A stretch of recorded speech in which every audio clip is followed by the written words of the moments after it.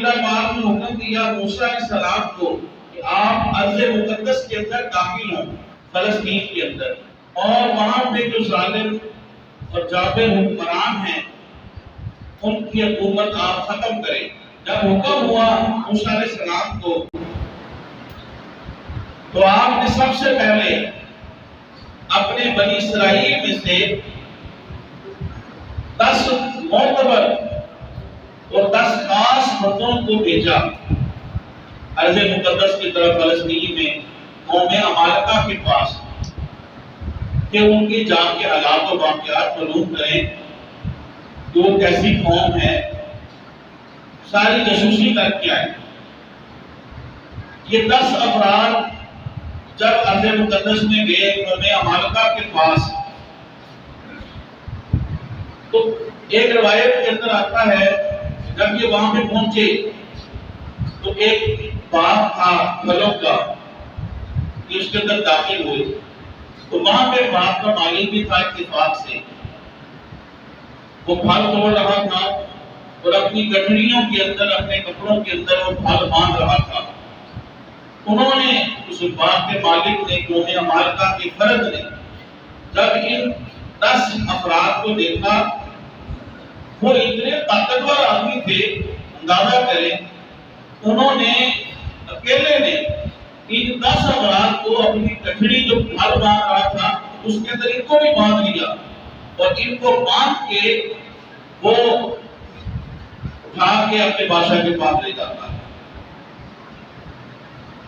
اور بادشاہ کی دربار کو اسے پیش کر دیتا ہے۔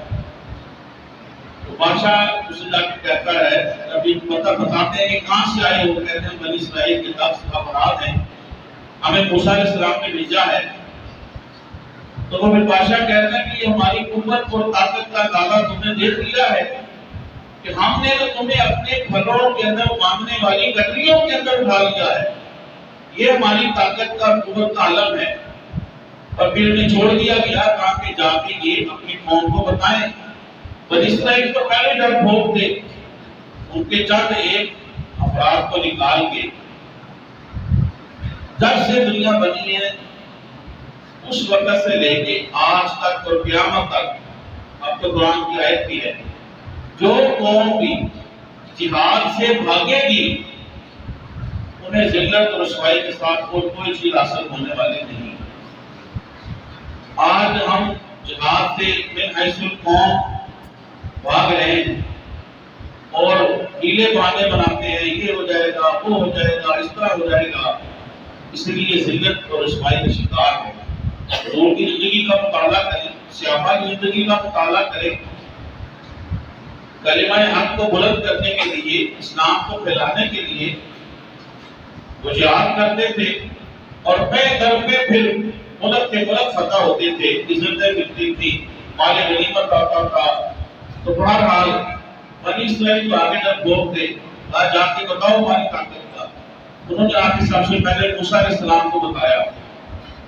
موسیٰ علیہ السلام نے ان 10 افراد کو منع کیا کہ تم نے بنی اسرائیل کو یہ نہیں بتانا کہ تمہارے ساتھ یہ واقعہ ہوا، انہوں نے تو تمہیں اپنی گٹھڑیوں کے اندر باندھ لیا، یہ تو آپ کے در بھوک ہیں، انہیں نہیں بتانا تم نے۔ موسیٰ علیہ السلام کے منع کرنے کے باوجود سوائے 2 افراد کے، یوشع بن نون، غالباً حضرت یوسف علیہ السلام کے آپ ہوتے تھے، آپ کے خادم تھے، یوشع بن نون اور ایک کالب بن یوحنا،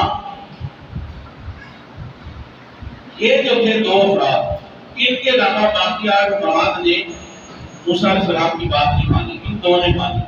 باقی 8 نے جا کے قوم کو بتا دیا، بنی اسرائیل کو، کہ موسیٰ علیہ السلام جو جہاد کا کہہ رہے ہیں ارض مقدس میں، وہ تو اتنے طاقتور ہیں، کرانا شروع کر دیا اور بڑھا چڑھا کے باتیں کی، لیکن یہ 2 افراد یوشع بن نون اور کالب بن یوحنا یہ قوم کو تسلی دیتے اور کہتے کہ موسیٰ علیہ السلام تو اللہ کا حکم ہے، آگے بڑھو، اللہ ہماری مدد کرے گا، اللہ کے اوپر توکل کرو۔ لیکن انہوں نے کہا کہ ہم تو نہیں جانے والے۔ موسیٰ علیہ السلام اپنی قوم کو لے کے نکل پڑے اپنی طرف، ان کی قوم نے کہا کہ جب تک وہ خود بخود اس جگہ سے چلے نہیں جائیں گے ہم تو نہیں اس کے اندر داخل ہونے والے. ساتھ چل پڑے لیکن کہا کہ ہم اس وقت تک ارض مقدس میں قدم نہیں رکھیں گے جب تک وہ خود نہ چلے جائیں.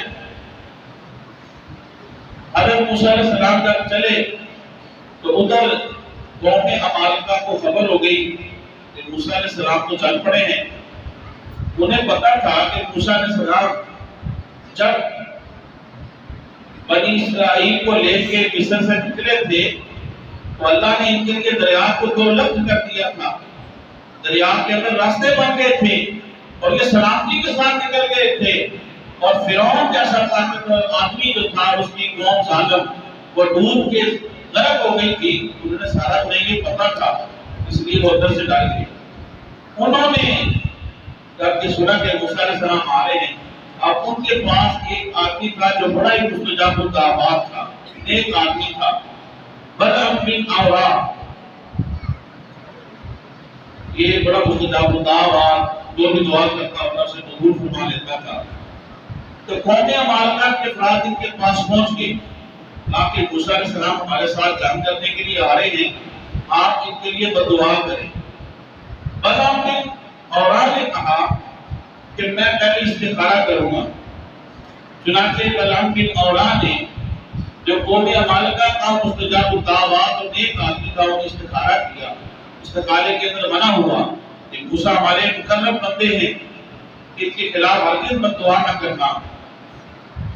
جب استخارے میں منع آیا تو قوم عمالقہ ان کے پاس آئی تو بلعم بن عورا نے صاف صاف بتا دیا کہ پھر مجھے تو استخارے میں اس کی اجازت نہیں ملی کہ میں ان کے لیے بددعا کروں. قوم عمالقہ نے پھر بہت سارے تحفے تحائف پیسے بہت ساری رقم بلعم بن عورا کو دی. اس کی بدبختی کہ وہ لالچ میں آ گیا اور وہ بددعا کرنے کے لیے اٹھا.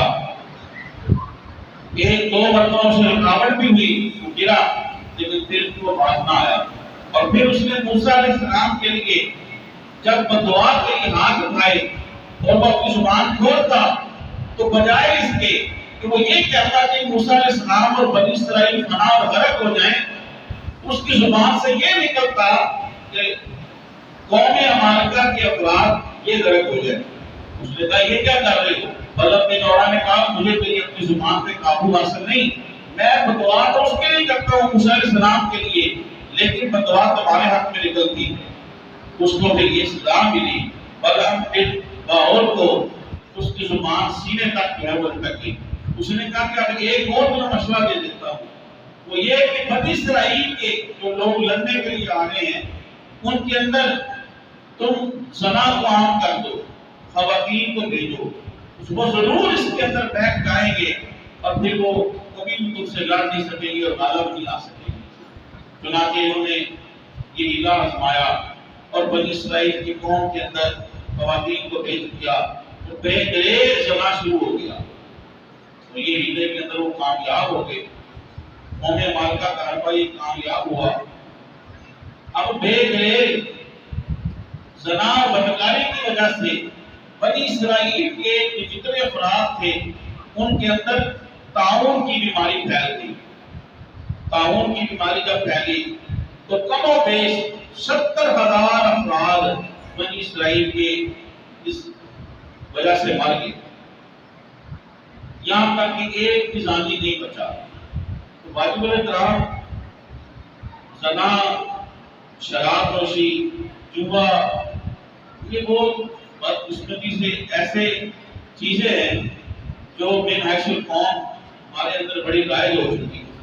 یہی وجہ ہے آئے دن ہم اجتماعی طور پہ تو نہیں لیکن انفرادی طور پہ ہم اللہ کی پکڑ کے اندر رکھتے ہیں. اتنے بدبخت پھر بھی باہر نہیں آئے. موسیٰ علیہ السلام نے کہا کہ چلو اب تو چلو اللہ ہماری مدد کرے گا لڑنے کے لیے جہاد کے لیے. انہوں نے کہا قالوا يا موسى إنا لن ندخلها أبدا ما داموا فيها فاذهب أنت وربك فقاتلا إنا هنا قاعدون. اللہ نے قرآن کے اندر بیان کیا بنی اسرائیل کی قوم نے کہا کہ موسیٰ آپ جائیں، آپ کا رب جائے اور لڑے، ہم تو یہاں پر بیٹھے ہوئے۔ لیکن جب اللہ پاک کے محبوب میرے رات کے کریم آقا صلی اللہ علیہ وسلم نے اپنے صحابہ کو جب کہا نا کہ ہم نے جہاد کے لیے جانا ہے، تو صحابہ نے یہ کہا یا رسول اللہ ہم بنی اسرائیل کی طرح نہیں ہیں کہ ہم یہ کہیں گے آپ اور آپ کا رب لڑے۔ یا رسول اللہ اگر آپ ہمیں کہیں گے کہ سمندر میں اپنے گھوڑے پھینک دو تو ہم سمندر کے اندر چھلانگیں لگا دیں گے، اور آپ جس جگہ میں بھی کہیں گے ہم آپ کے ساتھ ساتھ۔ یہ رسول اللہ صلی اللہ علیہ وسلم کے صحابہ کی قربانی ہے۔ لیکن بنی اسرائیل کی قوم نے کہا کہ ہم تو نہیں جانے والے، موسیٰ آپ اور آپ کا رب لڑیں۔ منو ضربہ کھاتے تھے، طرح طرح کی نعمتوں سے فیض یاب ہوتے تھے، لیکن جہاد کے لیے تیار نہیں تھے۔ اب اس نافرمانی کی وجہ سے وہ جو میدان تھا اسے میدان طے کہتے ہیں۔ یہ ہے میدان طے، یہ فلسطین کے قریب اور سعودی عربیہ کی حجاز کی زمین کے بالکل آخری جو باؤنڈری جو آپس میں لگتی ہے اس کے درمیان کے اندر جو ہے وہ ایک میدان تھا۔ تو وہاں پہ اللہ تعالیٰ نے ان کو راستہ بلا دیا۔ 40 سال تک اس میدان کے اندر بنی اسرائیل کی قوم سرکردہ رہے، انہیں رستہ ہی نہیں ملتا تھا، پتہ ہی نہیں چلتا تھا کہاں جانا ہے۔ لیکن اللہ نے موسیٰ علیہ السلام کو، ہارون علیہ السلام کو ان کے اندر رکھا تاکہ ان کی تربیت کرے۔ اپنے پچھلی نشست کے اندر میں نے بیان کیا کہ وہ ان کے کپڑے پہلے نہیں ہوتے تھے، ان کے بال اور ناخن بڑھتے نہیں تھے۔ رات کو روشنی کے لیے اللہ نے سنور بنا دیا۔ یہ ساری نعمتیں پھر اللہ نے موسیٰ علیہ السلام کی وجہ سے میدان طے کے اندر ان کو عطا کی۔ 40 سال تک اس سزا کی وجہ سے کہ وہ جہاد سے بھاگے تھے، میدان طے کے اندر رہے اور یوں ہی پھرتے رہے۔ 40 سال کے بعد پھر انہیں رستہ ملا، اللہ نے انہیں معافی دی اور پھر وہ میدان طے سے نکلے۔ موسیٰ علیہ السلام کی قوم میں سے ایک امیر آدمی تھا، عامل نامی۔ اس کی بھتیجے نے اس کی دولت کی لالچ میں اسے قتل کر دیا اور خود ہی موسیٰ علیہ السلام کے پاس پہنچ گیا اور جا کے کہا کہ میرے بچہ کو پتہ نہیں کس نے قتل کر دیا ہے۔ موسیٰ علیہ السلام نے اللہ کی بارگاہ میں عرض کیا، اللہ پاک نے فرمایا موسیٰ اس کو گائے ذبح کرے اور ذبح کر کے اس کے گوشت کا ٹکڑا مردے پہ مارے، مردہ خود بولے گا۔ اب چونکہ قاتل خود اس کے اندر تھا اور انہوں نے سوالات کرنا شروع کر دیے، اس کا رنگ کیسا ہو، اس کی عمر کیسی ہو، وہ دکھنے میں کیسی لگتی ہو۔ وہ جتنے سوالات کرتے گئے اتنی مشکلات بڑھتی گئی۔ اللہ تعالیٰ نے قرآن مجید نے سارا اس کو بیان کیا، فرمایا کہ اس کا رنگ آنکھوں کو لباتا ہو، زرد ہو، وہ جوئی نہ گئی ہو، جوتی نہ گئی ہو، اس کے اوپر ریڑا یا کوئی چیز اس کے اوپر لگائی نہ گئی ہو، فصل میں اس کو چلایا نہ گیا ہو، ہر نہ اس کے لیے چلایا گیا ہو، اس کی عمر نہ بوڑھی ہو نہ بہت زیادہ چھوٹی ہو، درمیانی عمر کی ہو۔ تو بہت ساری جب کہتے نہ کہیں اب ویسی گائیں نہ ملے، ویسی گائیں نہ ملے، ہم وہ ڈھونڈ رہے ہیں گائیں کو۔ ادھر ایک یتیم بچہ تھا، جب اس کا والد فوت ہونے لگا اس نے ایک گائے لی اور جنگل کے اندر چلا گیا۔ جنگل کے اندر جا کر اس نے کہا اے ابراہیم اور اسماعیل اور اسحاق اور یعقوب کے رب، میں اسے تیری حفاظت میں دیتا ہوں، اور اسے جنگل میں چھوڑ دیا۔ وہ بچہ بڑھتا رہا، گائیں بھی بڑھتی رہی۔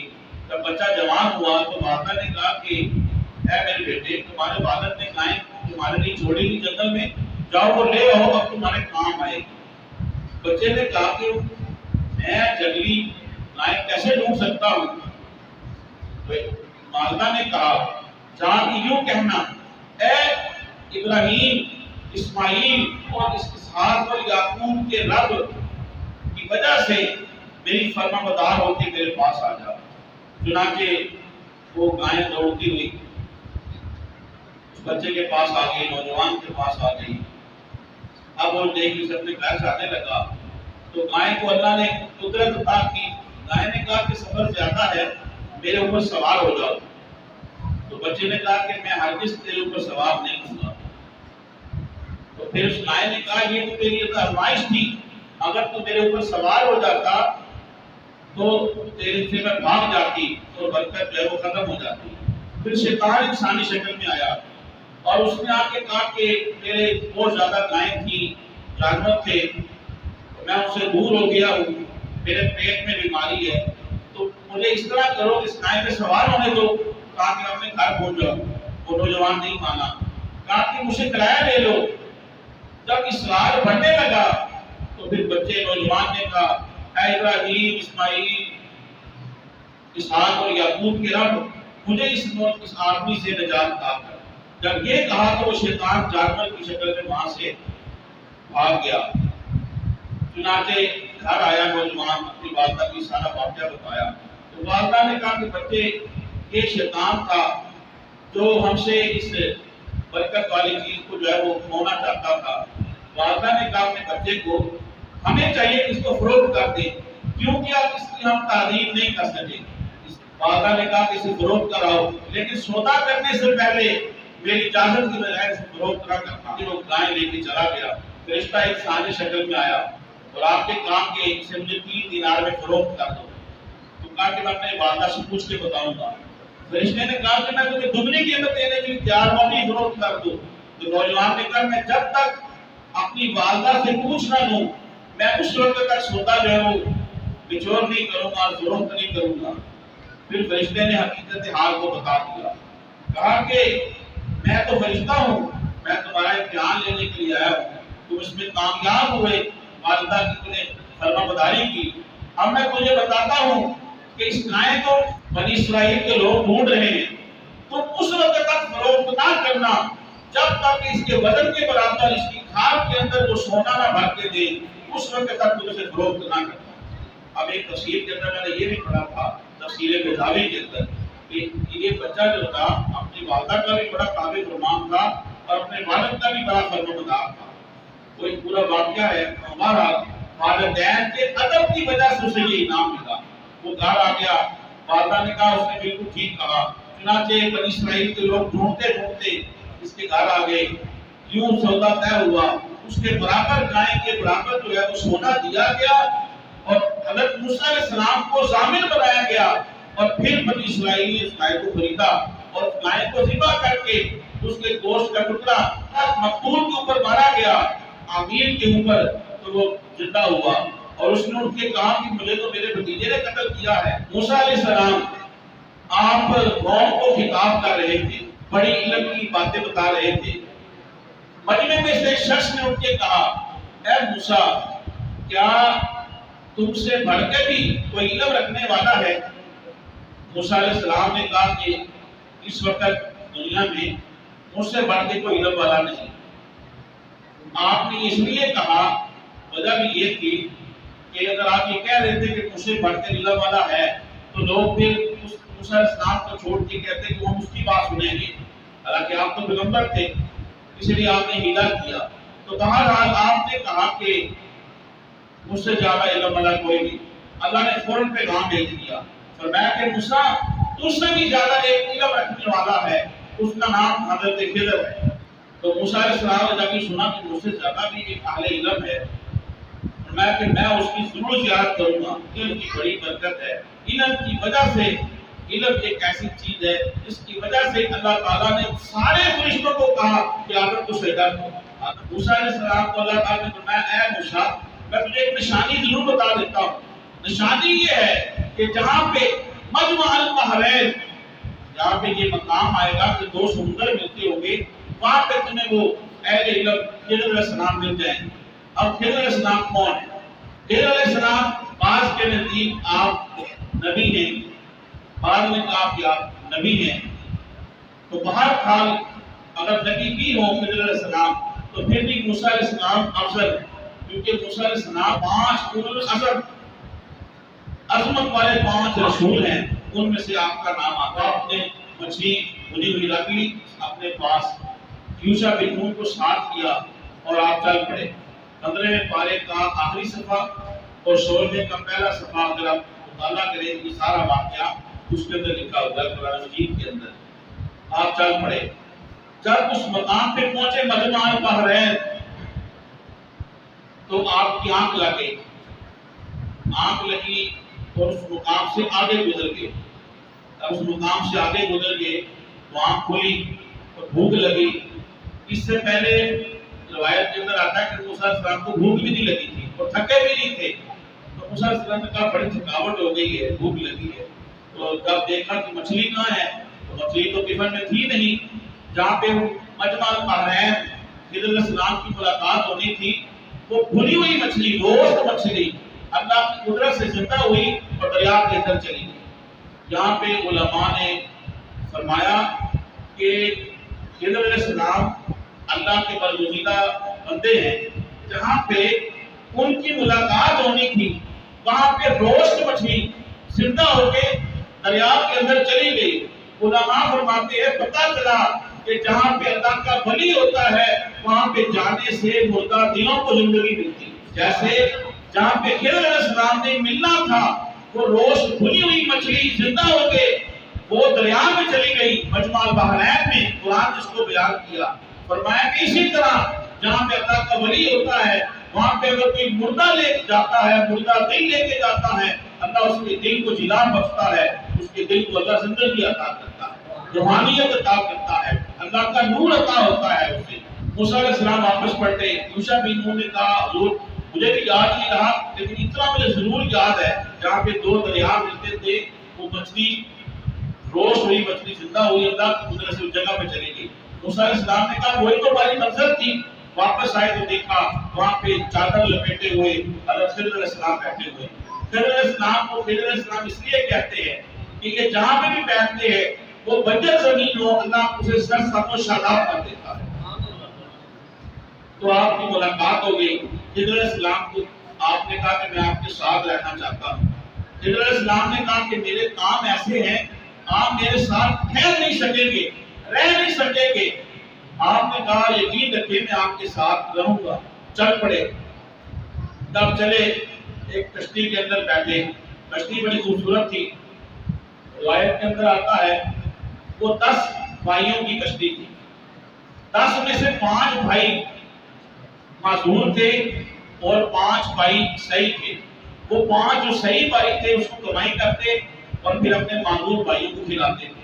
اس سے یہ بھی سبق ملتا ہے کہ گھر کے اندر اگر کوئی بزرگ ہیں, بوڑھے ہیں, معذور ہیں, کمزور ہیں, فنانشلی پیسے کے اعتبار سے کمزور ہیں تو اگر بندہ ان کو کھانا کھلا دے, ان کے یوٹیلیٹیز بل جو ہے وہ پے کرے تو بندہ کوئی اپنے کھڑی نہ مارے کہ یہ میں نے بڑا کام کر دیا ہے. اللہ ان کی وجہ سے رزق عطا کر رہا ہوتا ہے. حدیث پاک کے اندر آتا ہے گھر کے اندر بچے, بوڑھے, کمزور, معذور افراد ایسے ہوتے ہیں جن کی وجہ سے اللہ کسی ایک کو رزق عطا کر رہا ہوتا ہے.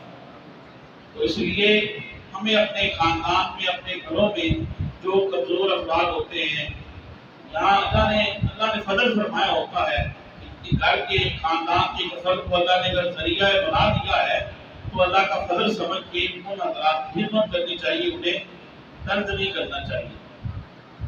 تو بہرحال وہ 5 معذور تھے اور 5 صحیح تھے. 5 صحیح کمائی کرتے, کشتی چلاتے.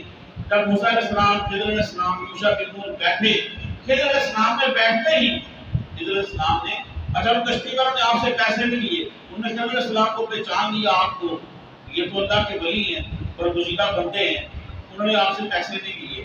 تو آپ نے بیٹھتے ہی کشتی کا ایک تختہ اٹھاڑ دیا, کشتی کا ایک تختہ جو ہے وہ کاٹ دیا. موسیٰ علیہ السلام نے یہ کیا کیا, انہوں نے ہمیں بٹھایا, پیسے نہیں لیے, آپ نے کشتی کو توڑ دیا. خضر علیہ السلام نے کہا میں نے نہیں کہا تھا انک لن تستطیع معی صبرا, آپ میرے ساتھ صبر نہیں کر سکیں گے, میرے کام ایسے ہیں. کہا کہ آگے سے آپ مجھے صبر کرنے والوں میں پائیں گے. تو آپ مجھے ساتھ رہنے دیں. آگے چل پڑے. پھر آگے جب کہ ایک خوبصورت بچہ بچوں میں کھیل رہا تھا, آپ نے اس بچے کو پکڑا اور اس کو مار دیا. موسیٰ علیہ السلام پھر بول اٹھے, یہ آپ نے کیا کیا, آپ نے ایک ستھری اور ایک انتہائی خوبصورت جان کو قتل کر دیا بغیر کسی وجہ کے. خضر علیہ السلام نے کہا انک لن تستطیع معی صبرا, میں نے بھی تمہیں کہا تھا میرے کام ایسے ہیں, تم میرے ساتھ ٹھہر نہیں سکو گے. آپ نے کہا کہ مجھے ایک اور موقع دو. چنانچہ پھر چل پڑے. ایک بستی کے اندر جاتے ہیں, بھوک لگی ہوئی تھی, انہیں کہا ہمیں کھانا کھلاؤ. انہوں نے کھانا نہیں کھلایا، آپ کی مہمان نوازی نہیں کی، وہاں پہ ایک دیوار گری ہوئی تھی، خضر علیہ السلام نے دیوار کو ٹھیک کرنا شروع کر دیا، دیوار کو سیدھا کر دیا۔ خضر علیہ السلام پھر بول اٹھے، یہ آپ نے کیا کیا؟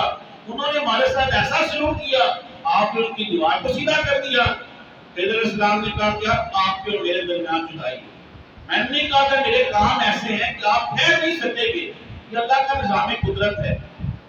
آپ دیکھیں زمانے کے اندر اللہ تعالیٰ محفوظ رکھے، ایک جوان سالہ آدمی ہوتا ہے، اس کی جوان سالہ بیوی ہے، چھوٹے بچے ہیں، وہ بندہ چلا جاتا ہے، ہمیں بڑا رحم آتا ہے، یا یہ جوان چلا گیا، بچے چھوٹے ہیں، رحم آنا بھی چاہیے، فطرتی طور پہ شریعت کا حکم بھی ہے، اس کے ساتھ اس نے سلوک کرنا، لیکن اللہ کا نظام قدرت ہے نا، اللہ نے نظام چلانا ہماری سمجھ سے بالا تر ہے۔